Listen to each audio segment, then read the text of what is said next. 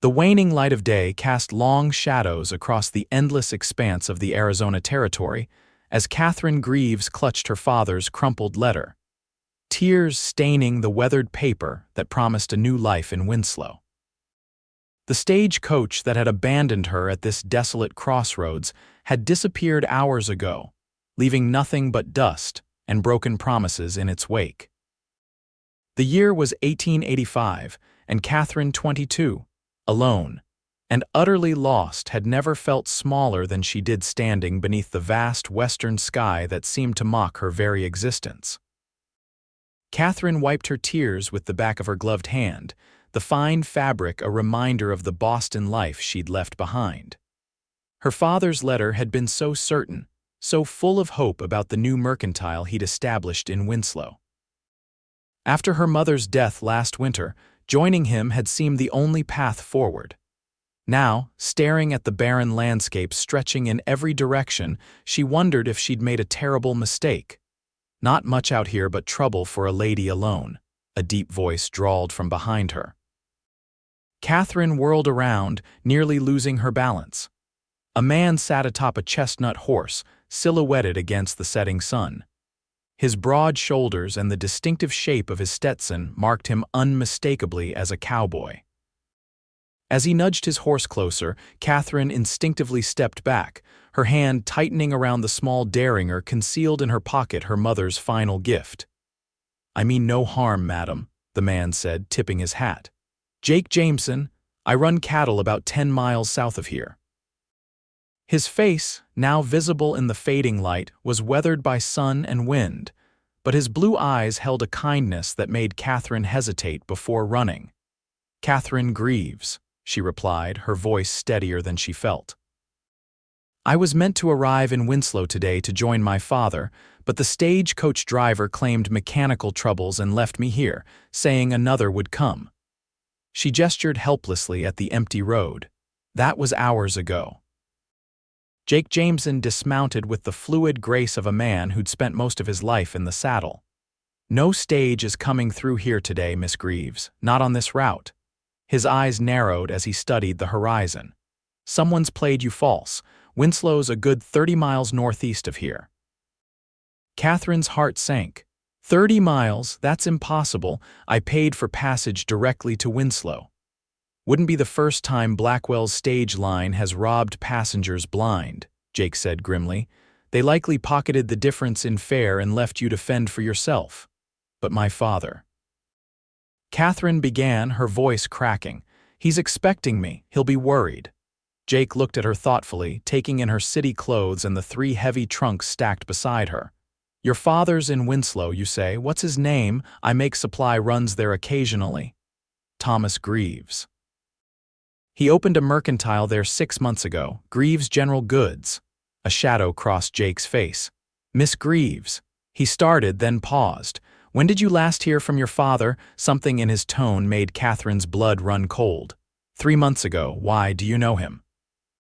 Jake removed his hat, revealing thick brown hair that curled slightly at the ends. "I think you'd better sit down, Miss Greaves." With gentle words that felt like physical blows, Jake Jameson told Catherine about the fever that had swept through Winslow 2 months prior. Her father had been among the first to succumb. The mercantile had been sold to cover his debts, with the remaining funds held by the town's bank manager, awaiting any family who might come forward. Catherine sat on her trunk, numb with shock. The world she'd traveled so far to reach had disappeared before she'd even arrived. She had no father, no home, no prospects, and as she quickly realized when she checked her reticule, very little money after paying for her journey. "I'm truly sorry," Jake said, his voice gentle. "If I'd known you were coming." "How could you have known?" Catherine said, her voice hollow. "I'm a stranger to you, to this whole territory." She looked up at the darkening sky, stars beginning to appear like distant lanterns. "What am I to do now?" Jake was silent for a long moment, considering. "Night's coming fast and these parts aren't safe after dark. My ranch is closest.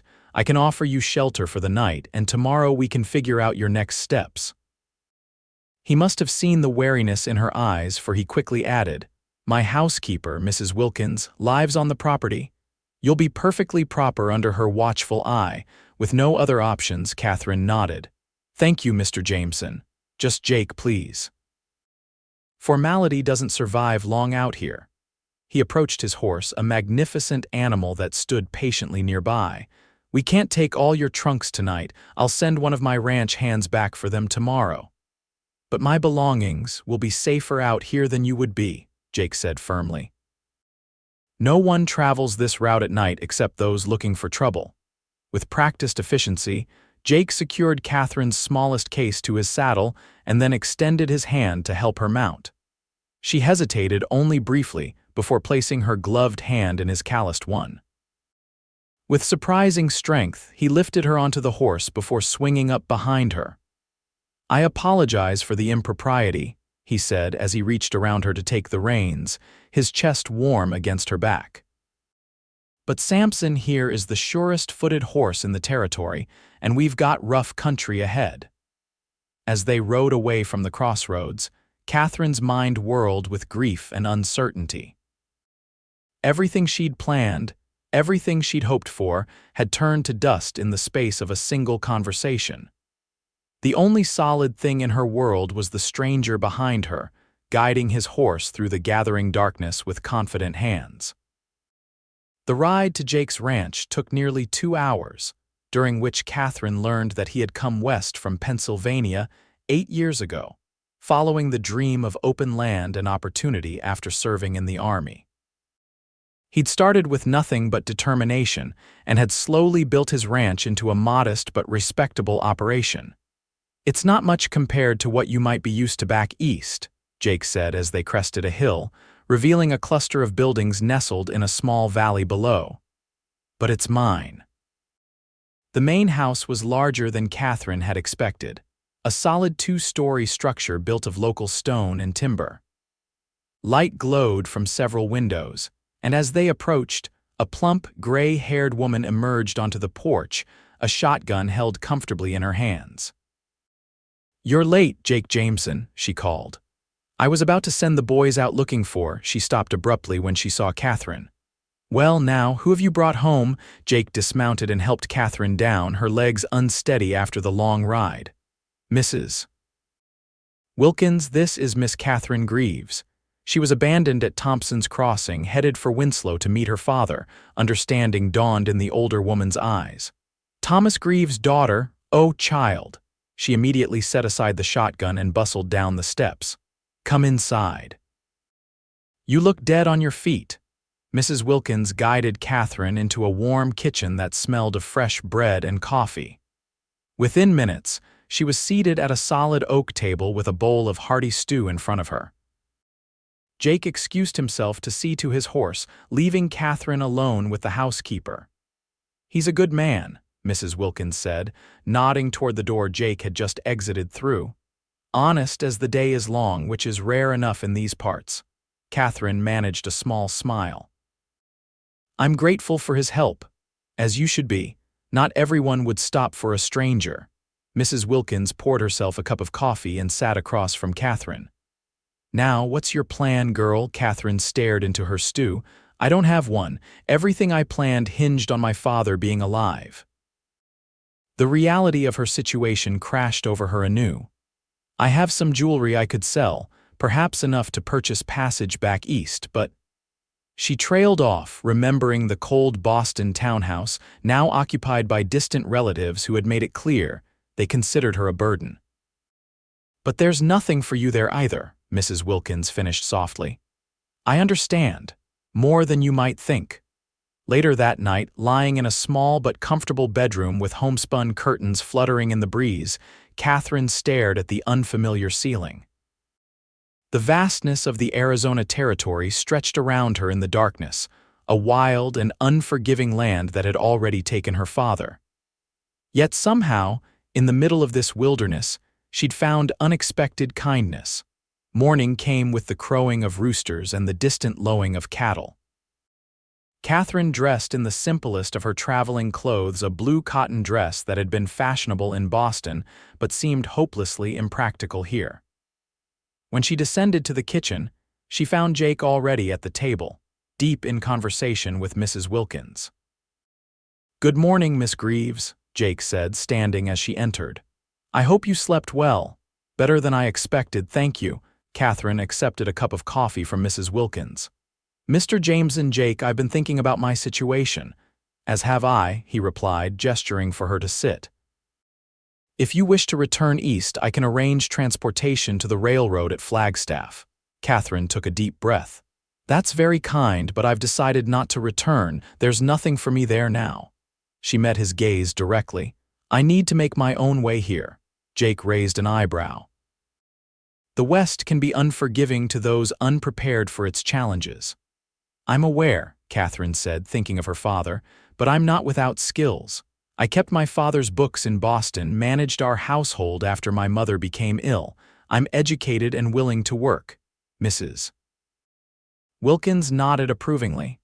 "Winslow could use a schoolteacher. The previous one left last year to get married, and they've been making do with the preacher's wife, who has enough on her plate." Hope flickered in Catherine's chest. "I could teach. I tutored younger students when I was in school." Jake seemed to consider this. "Winslow's growing fast with the railroad. There might be opportunity there." He paused. "But you should know what you're walking into. It's not Boston. Life is harder, simpler in some ways, more complex in others."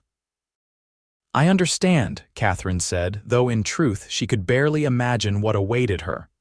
"But I need to try, for my father's sake if nothing else, to see what drew him here." Jake nodded slowly. "Then I'll take you to Winslow tomorrow. We can speak with Mayor Collins about the teaching position and settle your father's affairs at the bank." "Thank you," Catherine said, relief flooding through her. "But I can't keep imposing on your hospitality. Perhaps there's an inn in town where I could stay until I find my footing." Mrs. Wilkins snorted. "The only inn in Winslow is above the saloon, and no respectable woman would stay there alone." She exchanged a look with Jake. "The widow Parker takes in boarders sometimes. Decent place if a bit cramped." "It's settled then," Jake said, rising from the table. "I'll send one of the boys to fetch your trunks today, and we'll head to town first thing tomorrow." As promised, Jake had Catherine's trunks delivered to the ranch by sundown. The ranch hand who returned with them, a young man named Billy, reported that everything appeared untouched, a small miracle that Catherine attributed to the remote location where she'd been abandoned. That evening after dinner, Catherine found herself walking alongside Jake as he showed her around the ranch in the fading light. The land rolled gently away from the main house, dotted with grazing cattle and bordered by distant mountains that glowed purple in the sunset. "It's beautiful," Catherine said, surprised by how much she meant it. The landscape was nothing like the manicured gardens and crowded streets of Boston, but it held a wild majesty that stirred something deep within her. Jake smiled, a genuine expression that softened his weathered features. "It grows on you. Took me a while to see it as home, but now I can't imagine being anywhere else." He pointed to a distant ridge. "My property extends to those hills, not the biggest spread in the territory, but good land with reliable water." "You've built something meaningful here," Catherine observed. "Something of your own." Jake nodded, a hint of pride in his expression. "It wasn't easy. First few years, I wasn't sure I'd make it. Drought, rustlers, harsh winters, the land tests you in ways you can't imagine." He glanced at her. "That's why I want you to be certain about staying. This territory breaks more people than it makes." "I'm not afraid of hard work," Catherine said, lifting her chin slightly. "My life in Boston wasn't as genteel as you might imagine. After my mother fell ill, I managed everything: the household, the accounts, her care. I learned to be resourceful." "I believe you," Jake said quietly. "But this is different. Out here, mistakes can cost lives. The elements are harsher, the margins for error slimmer." Catherine stopped walking and turned to face him directly. "Mr. Jameson, I appreciate your concern, but I've lost everything familiar to me. My mother, my father, my home. All I have left is my determination to honor my father's memory by building a life where he chose to build his. I may be unprepared, but I'm not helpless." Jake studied her for a long moment, his blue eyes serious in the fading light. Finally, he nodded. "Fair enough, Miss Greaves, but know this: if you find yourself in trouble, you can always send word to me. I won't see Thomas Greaves' daughter struggle alone if I can help it." The sincerity in his voice caught Catherine off guard. She hadn't expected to find an ally so quickly in this strange new land. "Thank you," she said simply. "That means more than you know." As they walked back toward the house, the first stars appearing overhead, Catherine felt something she hadn't experienced since receiving news of her father's death. Hope. Tomorrow would bring new challenges, but for the first time she didn't feel entirely alone in facing them. The journey to Winslow the next morning took most of the day.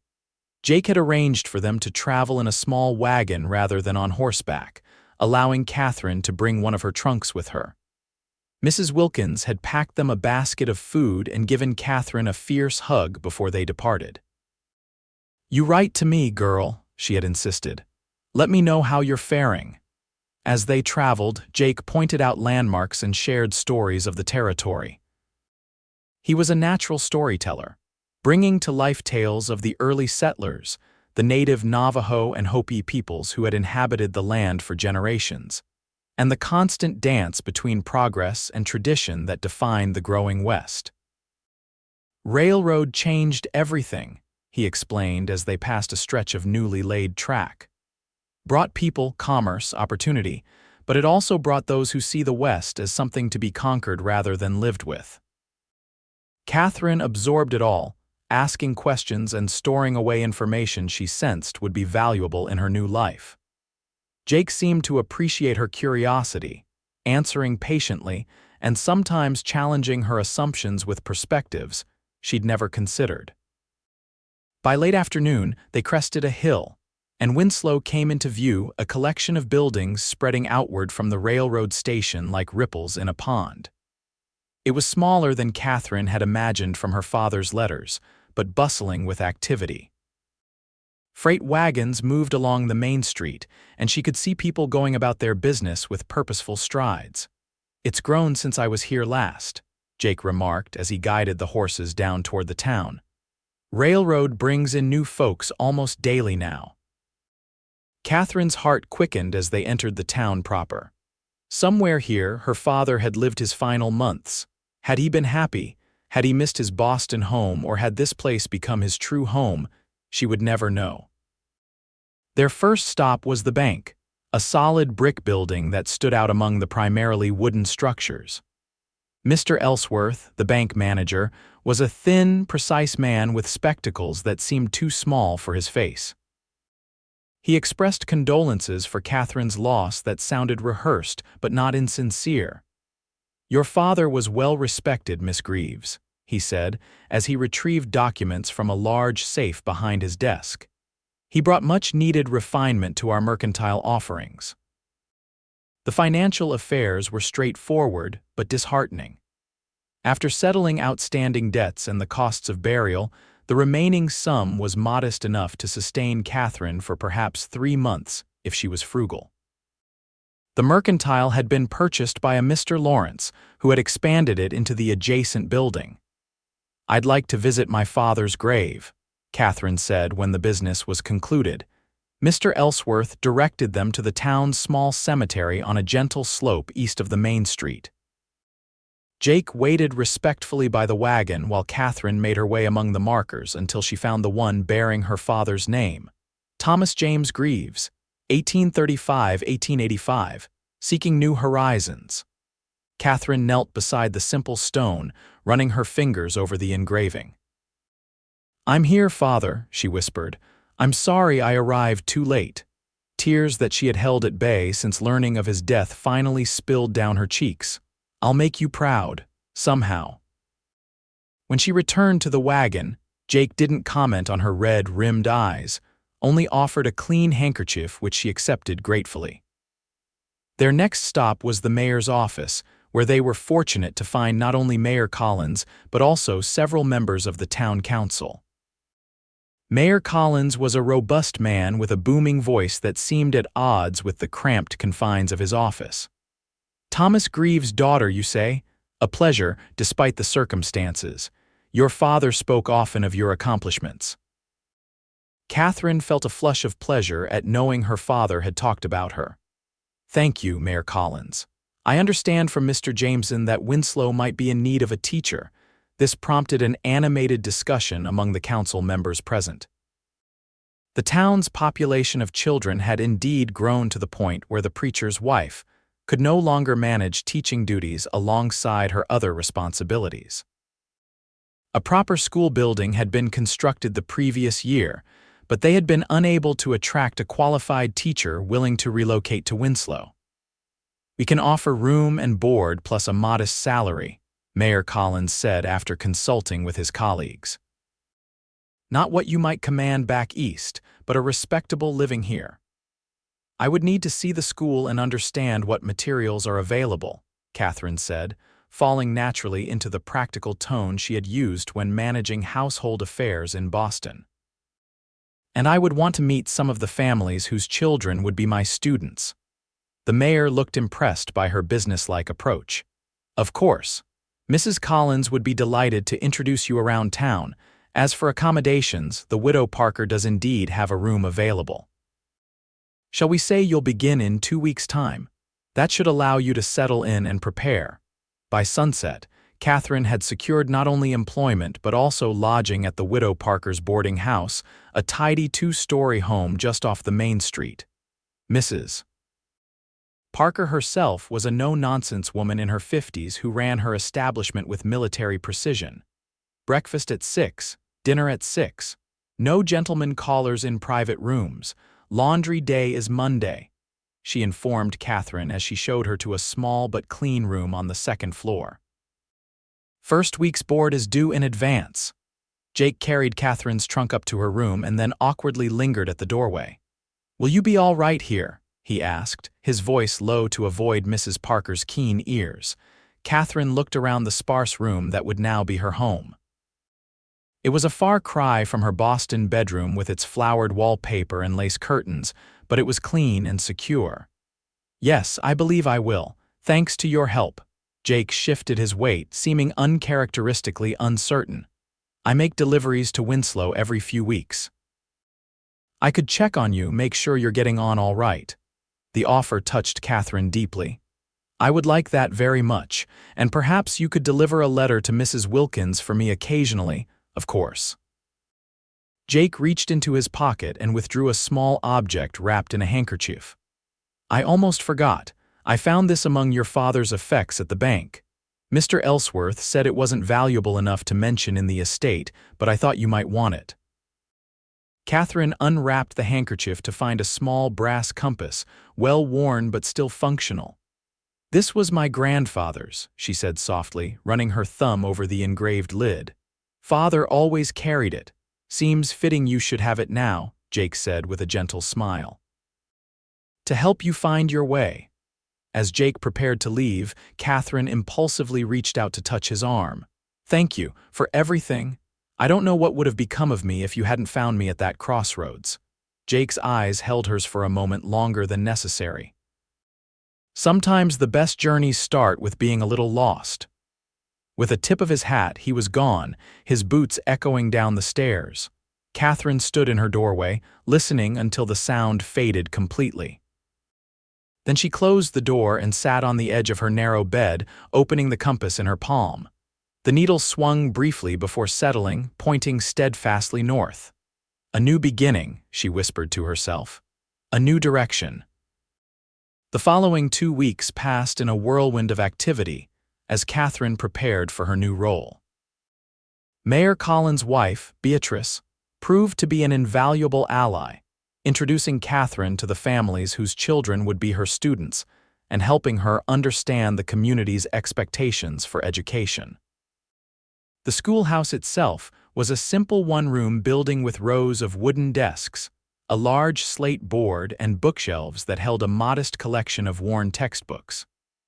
Catherine spent hours there each day, organizing materials, planning lessons, and making the space her own.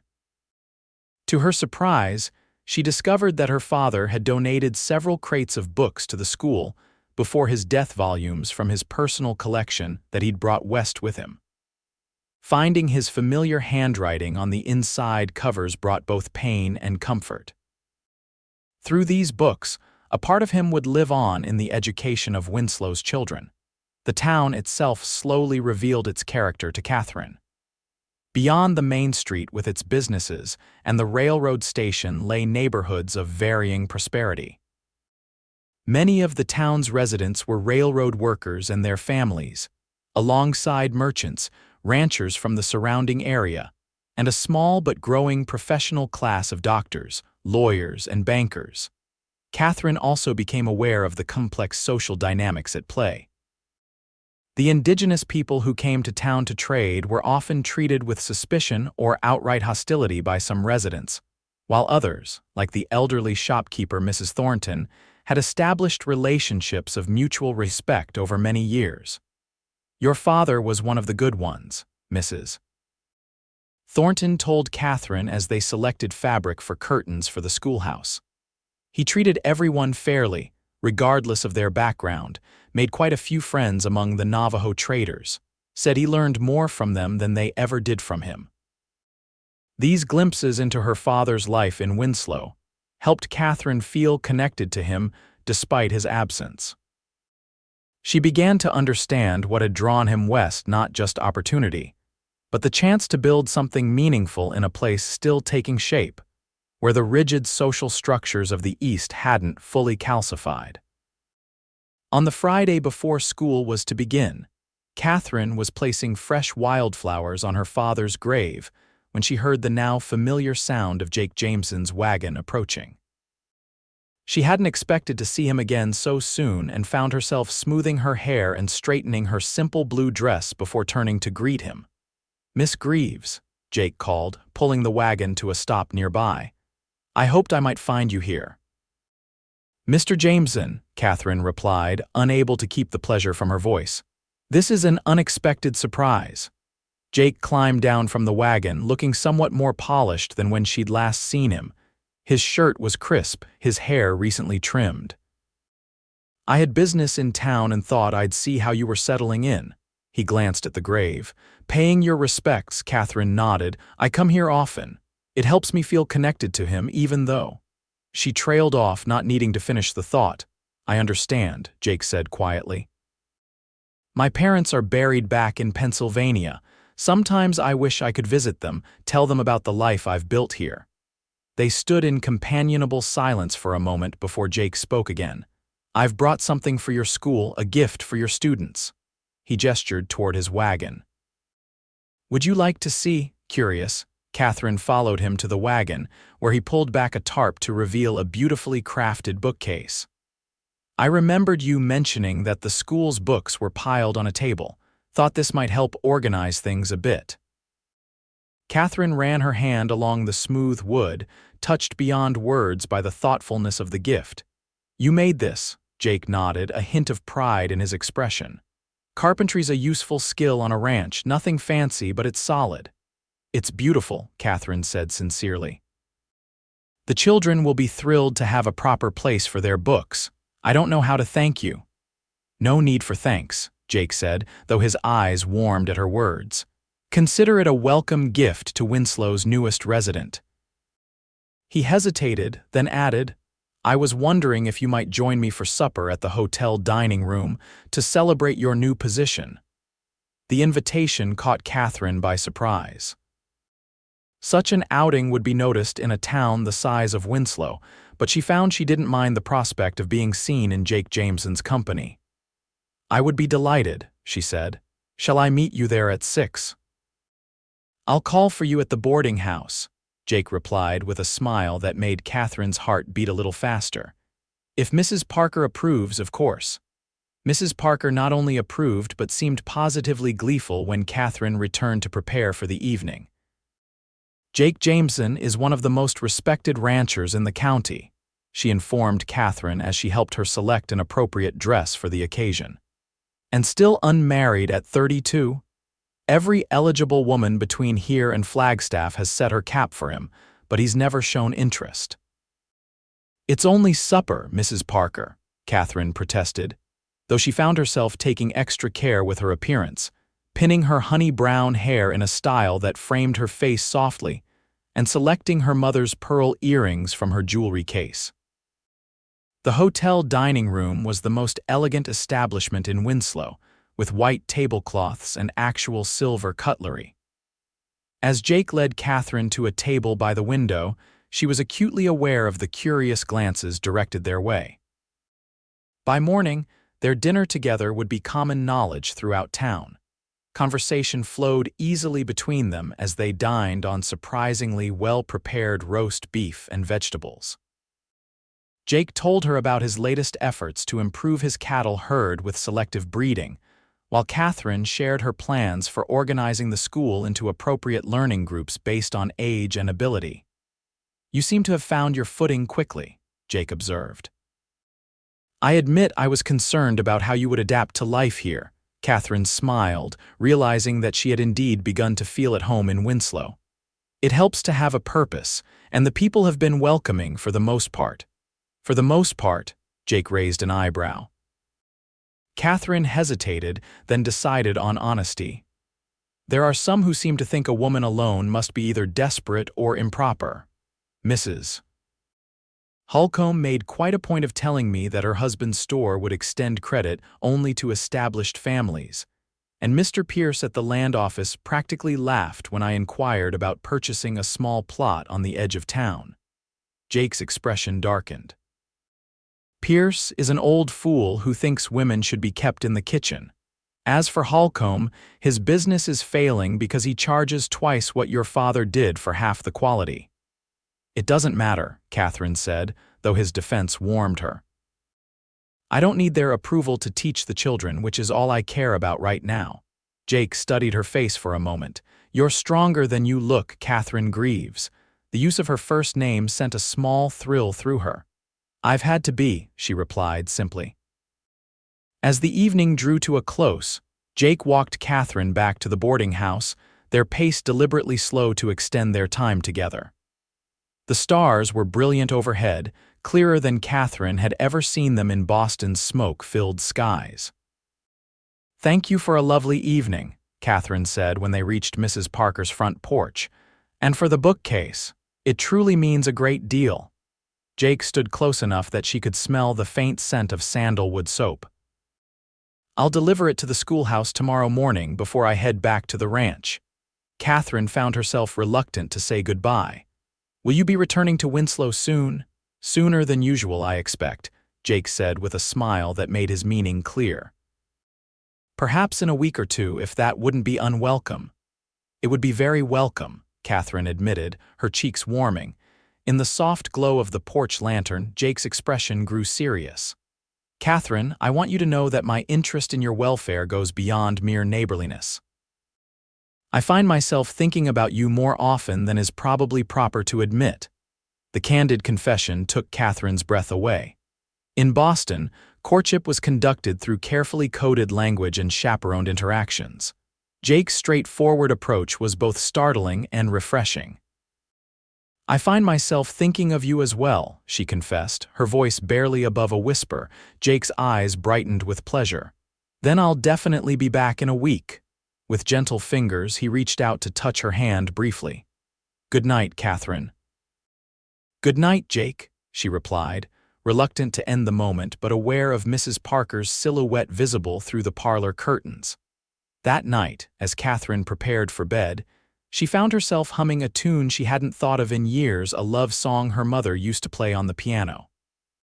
For the first time since receiving news of her father's death, Catherine fell asleep with a smile on her face and dreams of possibility in her heart. Monday morning brought the official opening of school, and with it, 28 students ranging in age from 6 to 16. Catherine stood at the door, greeting each child by name. She had memorized them all from the town registry, and directing them to seats arranged by age. Jake had delivered the bookcase as promised, placing it against the wall beneath the windows where the morning light would make titles easier to read. He'd also brought a small wooden box for Catherine's desk, lined with felt to hold chalk and other supplies. The thoughtfulness of these gestures had stayed with her throughout the weekend. teaching proved to be both more challenging and more rewarding than Catherine had anticipated. The older children, particularly the boys, tested her authority initially, but her firm, fair approach quickly earned their respect. The younger ones were eager to learn, their questions sometimes catching her off guard with their insight. By Friday, Catherine had established routines that kept the diverse group engaged and learning despite their different levels. She'd also begun to understand each child's strengths and struggles, making notes each evening on how to help them improve. The promised week passed quickly, and Catherine found herself watching the road from town each afternoon, hoping to see Jake's wagon. When Saturday came with no sign of him, she told herself not to be disappointed. He had a ranch to run, after all. Their connection, however promising, was still new and fragile. Then, just as she was helping Mrs. Parker prepare Sunday dinner, a knock came at the door. Catherine's heart leapt when she heard Jake's voice in the entryway, exchanging pleasantries with her landlady. "I apologize for the delay," Jake said when Catherine entered the parlor, his hat in his hands. "One of my best mares was foaling and there were complications." "Is she all right?" Catherine asked, genuinely concerned. Jake's expression softened at her interest. "Mother and foal both doing fine now, thanks for asking." He glanced at Mrs. Parker, who was making a show of dusting nearby furniture. "I was hoping Miss Greaves might join me for a drive this afternoon. The weather is particularly fine, Mrs." Parker gave her approval with barely concealed delight, and within the hour, Catherine found herself seated beside Jake in his wagon, heading out of town on a road that followed the gentle curve of the Little Colorado River. "I thought you might enjoy seeing more of the territory," Jake explained as they left Winslow behind. "There's a spot about 5 miles ahead that offers one of the finest views in the county." The landscape opened around them as they drove, revealing the dramatic contrasts of the Arizona Territory mesas rising abruptly from the plains, stands of juniper and pinyon pine creating islands of green in the predominantly reddish-brown terrain. Jake pointed out features as they traveled: a distant mountain range, the tracks of pronghorn antelope, a hawk circling overhead. "It's so vast," Catherine remarked, still awed by the scale of the West despite her weeks in Winslow. "In Boston, you're never more than a few minutes from someone else's doorstep." "That's what drew me here," Jake admitted. "The space to breathe, to build something without bumping up against someone else's boundaries at every turn." He glanced at her. "Does it frighten you, all this emptiness?" Catherine considered the question seriously. "At first, yes. When I was standing alone at that crossroads, it felt as though the land itself might swallow me whole." She watched a distant dust devil spiral upward. "But now I find it oddly comforting. There's a honesty to it." Jake nodded, understanding in his eyes. "That's exactly it. The land doesn't lie. It doesn't pretend to be gentle when it's harsh or easy when it's challenging." He guided the horses around a bend in the road. "Ah, here we are." The vista that opened before them took Catherine's breath away. They had climbed to a plateau that offered a panoramic view of the valley below, where the river wound like a silver ribbon through the landscape. In the distance, the red rocks of what Jake identified as the Painted Desert glowed in the afternoon sun. Jake helped Catherine down from the wagon and spread a blanket on a flat rock overlooking the valley. From a basket behind the seat, he produced a simple but thoughtful picnic: freshly baked bread, cold chicken, apples, and a jar of honey. "Mrs. Wilkins sends her regards," he said as they settled onto the blanket. "And this honey from her bees. She was quite impressed with your letters." Catherine smiled, touched that he'd thought to bring a message from the kindly housekeeper. "I've come to value her advice." Her last letter contained very detailed instructions on how to remove various stains from children's clothing, knowledge I've already put to use in the classroom. They ate in companionable silence for a while, savoring the food and the view. Birds soared on thermals rising from the valley, and a gentle breeze carried the scent of sage and sun-warmed earth. "How did you find this place?" Catherine asked eventually. Jake's expression grew reflective. My first year here was difficult. I was green as spring grass, made every mistake a man could make, lost half my initial herd to disease and poor management. He gazed out over the valley. One day, things got so bad I just rode out, no destination in mind, just needing to get away from my failures for a few hours. I ended up here as the sun was setting. He paused, seeming to choose his next words carefully. Sitting here, watching that sunset paint the whole valley gold, I had what you might call a moment of clarity. I realized that my failures didn't matter to this land. It would be here long after I was gone, indifferent to my struggles. Somehow, that was comforting. It put my problems in perspective. Catherine understood immediately. It made your troubles seem smaller without diminishing you. Jake looked at her with surprise and something like wonder. Exactly. I rode back that evening with a new determination. The next day, I started rebuilding what I'd lost, but smarter this time, learning from the land instead of fighting it. The simple story revealed more about Jake Jameson than perhaps he realized. Catherine saw in him not just the successful rancher of the present, but the young man who had faced failure and emerged stronger. It made her admire him all the more. As the afternoon waned, their conversation flowed from topic to topic: books they had read, places they hoped to see, memories of childhood, dreams for the future. Catherine found herself sharing thoughts she had never voiced aloud before, about her mother's long illness, her father's restlessness after becoming a widower, her own uncertainty about what she truly wanted from life. Jake listened attentively, offering insights that showed genuine understanding rather than mere politeness. When he spoke of his own experiences, his time in the army, his difficult relationship with a father who had never understood his desire to go west, his occasional loneliness, despite his success, Catherine felt the invisible barriers between them thinning. The sun was beginning its descent toward the horizon when Jake reluctantly suggested they should start back to town. As he helped Catherine to her feet, their hands remained clasped a moment longer than necessary.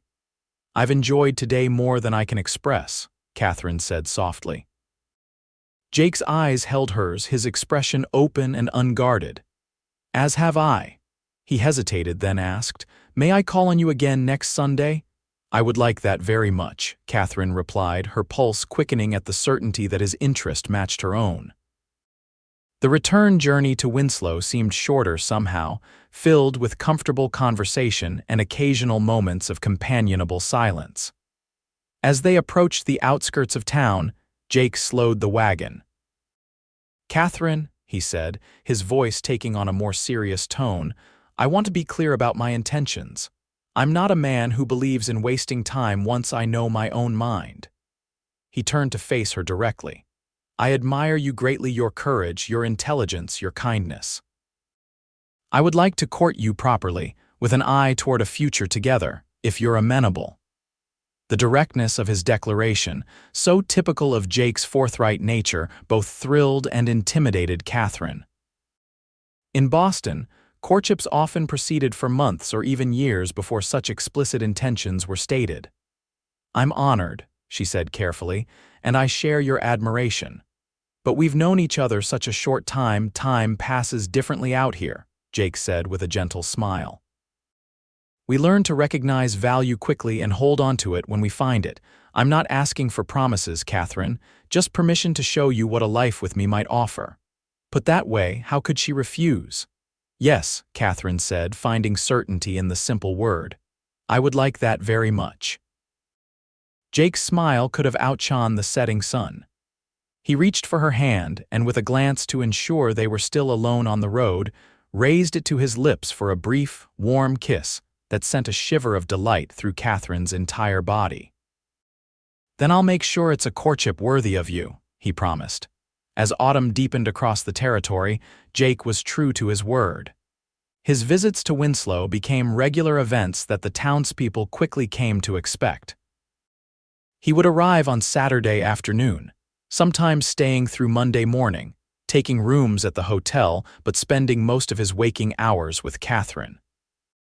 Their courtship unfolded in full view of the community Sunday drives, attendance at church services together, suppers at the hotel dining room, and walks along Winslow's growing streets.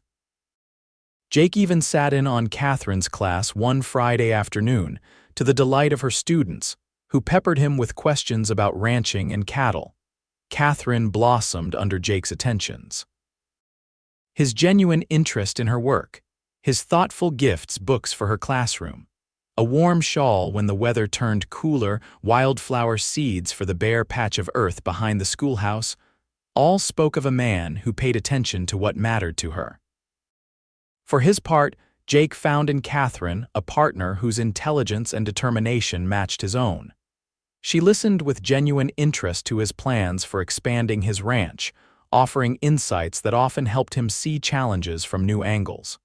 Her letters to Mrs. Wilkins evolved to include detailed questions about ranch management that the housekeeper forwarded to Jake with knowing smiles. "She's learning about cattle breeding from library books," Mrs. Wilkins told Jake one evening as he prepared to ride to Winslow. "Says she wants to understand your work better. That one's a keeper, Jake Jameson." By early December, when the first snows dusted the higher elevations around Winslow, Catherine and Jake's courtship had become the town's favorite topic of gentle gossip. Even Mrs.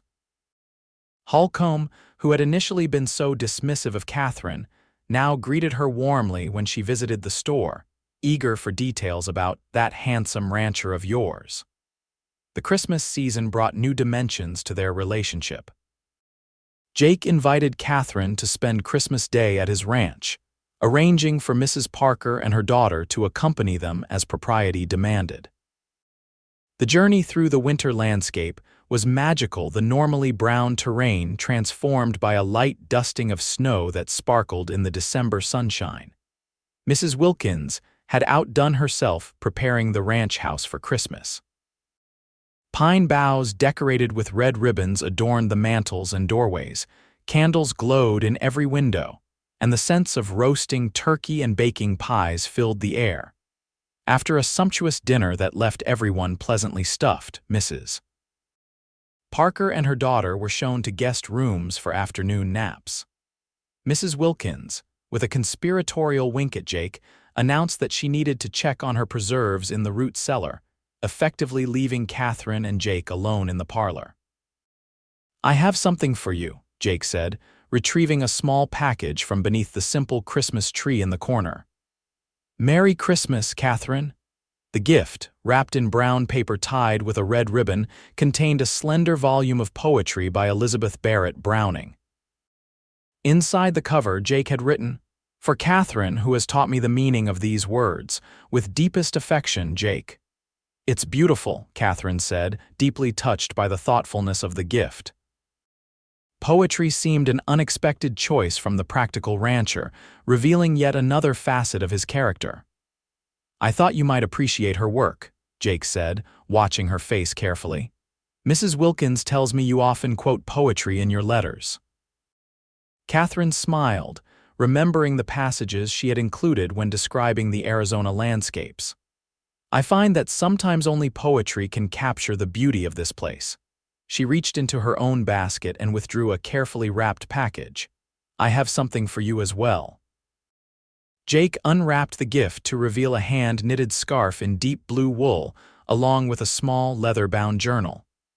"The scarf is beautiful," he said, immediately wrapping it around his neck despite the warmth of the fire-heated room. "But this journal, open it," Catherine encouraged. Inside, Catherine had carefully copied out trail maps of the territory, annotating them with information she had gleaned from books and conversations with long-time residents, locations of reliable water sources, sheltered valleys for grazing, passes that remained accessible in winter. "Catherine, this is..." Jake looked up at her, genuine amazement in his eyes. "This must have taken months to compile." "I started it after our first drive together," she admitted. "When you showed me how important it is to understand the land, I thought it might be useful for your work." Jake set the gifts aside and moved to sit beside her on the sofa. "It's the most thoughtful gift I've ever received," he said quietly. Then, after a glance toward the doorway to ensure they were still alone, he leaned forward and kissed her. The kiss was gentle at first, a question more than a demand. When Catherine responded, her hands rising to rest lightly on his shoulders, Jake deepened the kiss, conveying months of growing affection in a single, perfect moment. When they finally parted, both slightly breathless, Jake kept her hands in his. "I love you, Catherine Greaves," he said simply. "I think I have since that first day at Thompson's Crossing, when you stood there looking lost but determined, refusing to be defeated by circumstances that would have broken someone with less courage." Catherine's heart seemed to expand in her chest, joy flooding through her with such intensity that she could barely find words. "I love you too," she managed finally. "You've become my compass, Jake, my true north." Jake's smile was radiant. "Then I have one more gift for you." He reached into his pocket and withdrew a small velvet box. "This belonged to my grandmother. I had it sent from Pennsylvania." Opening the box revealed a simple but elegant ring, a small diamond flanked by sapphires set in gold. "Catherine Greaves, would you do me the great honor of becoming my wife?" Jake asked, his voice steady but his eyes revealing the depth of his emotion. "I promise to cherish you, support your dreams, and build a life with you that honors both our spirits." Catherine looked at the man before her, strong yet gentle, confident yet humble, a man who had created his own path in this wild territory and now invited her to walk it with him. The answer was as clear as the winter sky outside. "Yes," she said, joy making her voice tremble slightly. "Yes, I will marry you, Jake Jameson." As Jake slipped the ring onto her finger, Catherine knew with absolute certainty that she had found her true home not in a place, but in a person who had become her anchor in this vast, beautiful, challenging land. They agreed to announce their engagement to the town at the New Year's celebration in Winslow. The event, held in the newly completed town hall, drew residents from miles around. When Mayor Collins called for attention and invited Jake and Catherine to the small stage at the front of the hall, a hush fell over the crowd. Jake, looking uncharacteristically nervous, cleared his throat before addressing the gathered townspeople. "Many of you have watched with interest as I've courted Miss Greaves these past months," he began, prompting knowing smiles and a few good-natured chuckles. "Tonight, we're pleased to announce that she has agreed to become my wife." The hall erupted in applause and congratulations. Catherine, standing beside Jake with her hand in his, felt a surge of gratitude for this community that had become her own. Even Mrs. Holcomb was wiping away a tear, her earlier skepticism completely forgotten. In the weeks that followed, Catherine divided her time between teaching and preparing for her new life as Mrs. Jameson. The wedding was set for June, after the school term ended, allowing time for Catherine's few remaining relatives in Boston to make arrangements to travel west if they chose.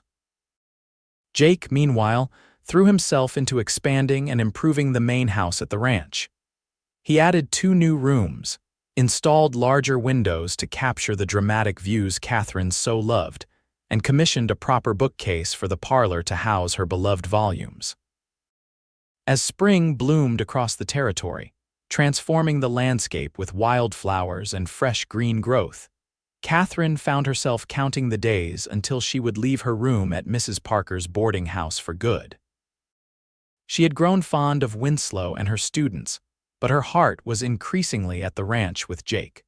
The school board had already found her replacement, a young woman from Denver with teaching experience who would arrive in May to allow for a smooth transition. Catherine took satisfaction in knowing that the educational foundation she had established would continue to serve Winslow's children. May brought the devastating news that none of Catherine's Boston relatives would attend the wedding.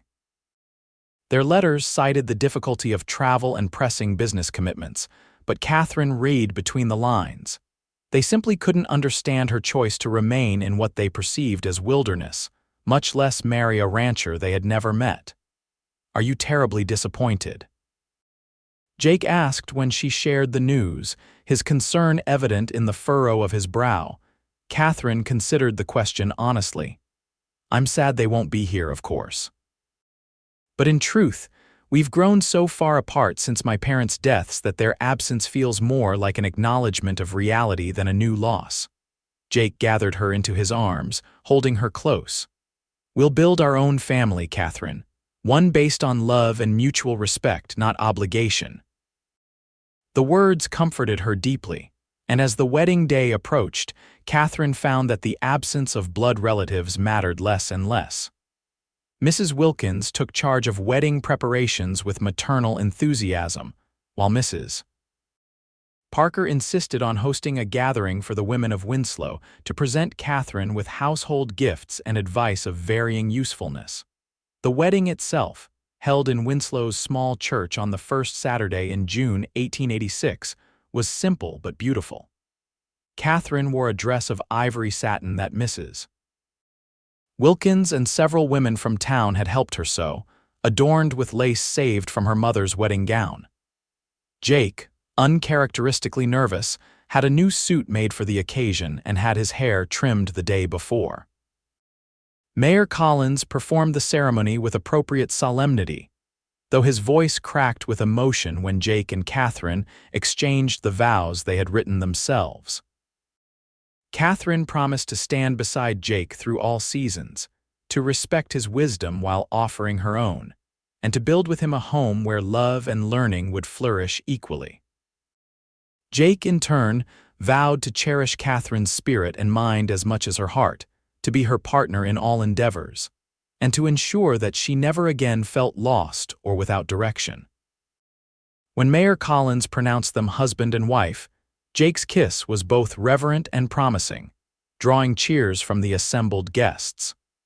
The celebration afterward, held in the town hall, continued well into the evening with music, dancing, and enough food to feed half the territory. As the sun began to set, Jake led Catherine to his waiting wagon, now decorated with ribbons and flowers by the townspeople.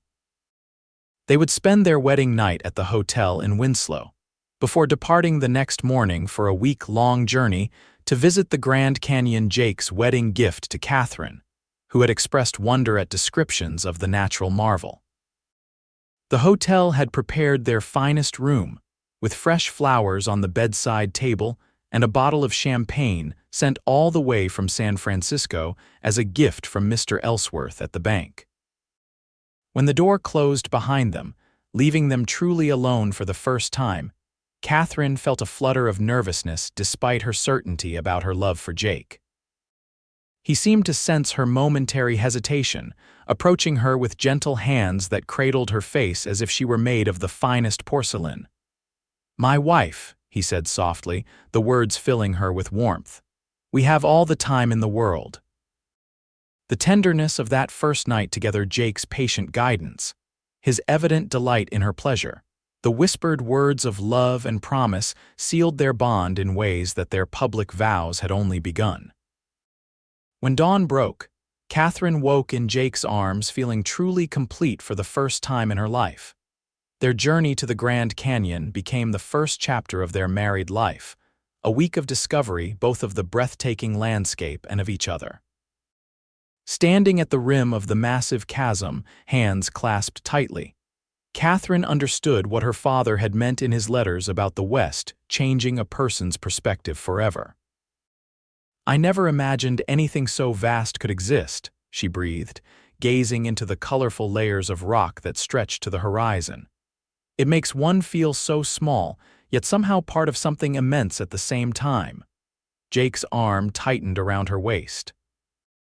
"That's how I feel about loving you," he said quietly, humbled by the vastness of it, yet made larger by being connected to you. Returning to the ranch, now truly her home, Catherine threw herself into creating the life she and Jake had envisioned together. The transition from schoolteacher to rancher's wife brought challenges, but Catherine approached them with the same determination that had carried her through her first difficult days in Winslow. She learned to manage the household accounts, to work alongside Mrs. Wilkins in maintaining the growing ranch operations, and even to ride with Jake to check on distant cattle when extra hands were needed.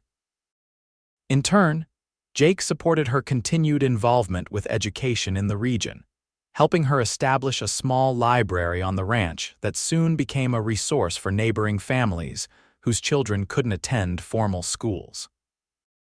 Their first child, a son they named Thomas Jacob after both their fathers, was born in the spring of 1887. Catherine gave birth at the ranch with Mrs. Wilkins and a midwife from Winslow attending, while Jake paced the porch with uncharacteristic anxiety. When he was finally allowed to see his wife and newborn son, the expression of wonder on his face made all the discomfort of the long labor worthwhile. "He's perfect," Jake whispered, gently touching the downy hair on his son's head. "And you, my love, are magnificent." Thomas proved to be a sturdy, curious child who thrived in the ranch environment. By his first birthday, he was toddling determinedly after Jake whenever his father was in sight, prompting Catherine to tease that the boy had inherited his father's single-minded focus. Life settled into a rhythm that suited them, both days filled with work and family, evenings spent reading aloud to each other or discussing plans for the ranch's future. The challenges of ranch life, drought years, harsh winters, occasional conflicts with rustlers were balanced by the deep satisfaction of building something meaningful together. In the autumn of 1889, their family expanded again with the birth of a daughter, Elizabeth Rose, named for the poet whose work had played a small but significant role in their courtship. Eliza, as they called her from the beginning, had Catherine's honey-brown hair and Jake's bright blue eyes, a combination that Jake insisted would break hearts across the territory when she grew up. As the children grew, Catherine and Jake made certain to provide them with both formal education, hiring tutors when necessary, and the practical knowledge needed for life in the West. Thomas showed early aptitude for working with animals, particularly horses, while Eliza developed a passion for botany, cataloging the desert plants around the ranch with scientific precision that impressed even the doctor in Winslow. The ranch prospered under their joint stewardship.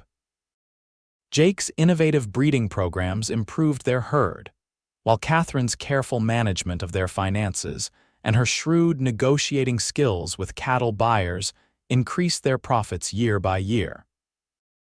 They reinvested much of their earnings into the land, adding acreage when neighboring properties became available and implementing water conservation methods that helped them weather the region's periodic droughts.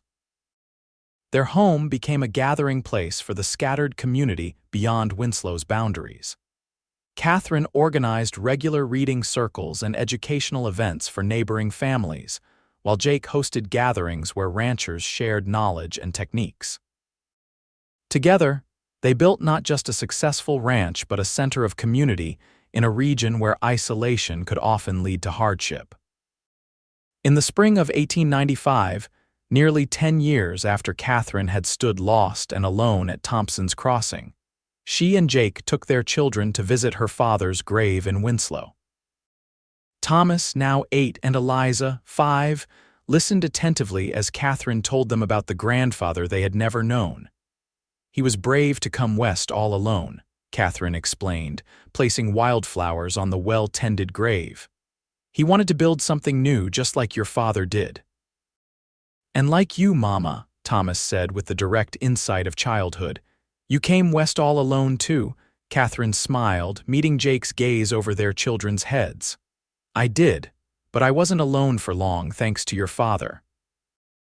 Later that evening, after the children were asleep in their rooms at Mrs. Parker's boarding house, the widow having insisted they stay with her during their visit, Jake and Catherine walked along Winslow's Main Street, now lined with gas lamps and boasting several new brick buildings. "The town has changed so much," Catherine observed. "Sometimes I hardly recognize it from when I first arrived." "That's the way of the West," Jake replied, his arm comfortably around her waist. "Always changing, always moving forward." He paused in their walk, turning to face her directly. "Are you happy, Catherine, with the life we've built together?" The question surprised her. "Of course I am." "How could you doubt it?" Jake shook his head, his expression serious. "I don't doubt it, but sometimes I wonder if you ever miss the life you might have had. Boston, society, the comforts of city life. Catherine considered the question honestly, as she had always approached important matters between them. I miss certain things occasionally: concerts, bookshops, the changing of seasons as I knew them in New England. She took his hands in hers. But I've never once regretted the path that brought me here, to you and our children, to the life we've created together. Relief softened Jake's features. Even after all these years, I sometimes wake up amazed that you chose this life, chose me. Catherine laughed softly. As if I had any choice in the matter. From the moment you found me at that crossroads, I think my heart knew where it belonged, even if my head took a little longer to realize it. Jake pulled her closer, unconcerned about the few townspeople who might witness their embrace. You saved me too, you know. Before you, the ranch was just work, important work, but still just a means to an end. You made it a home, made it matter in ways I hadn't imagined. They stood together in the gentle evening light, two people who had found in each other not just love but purpose, not just comfort but challenge and growth. The vastness of the territory stretched around them, no longer intimidating but inspiring, a landscape of possibility that they continued to navigate together. 10 years became 20, and the small family grew and changed with the territory itself. Thomas, following in his father's footsteps, took on increasing responsibility at the ranch, introducing new techniques learned during 2 years at an agricultural college in California. Eliza, whose brilliant mind matched her mother's, attended university in Denver, returning with a degree in botany and plans to study the region's native plants for potential medicinal uses.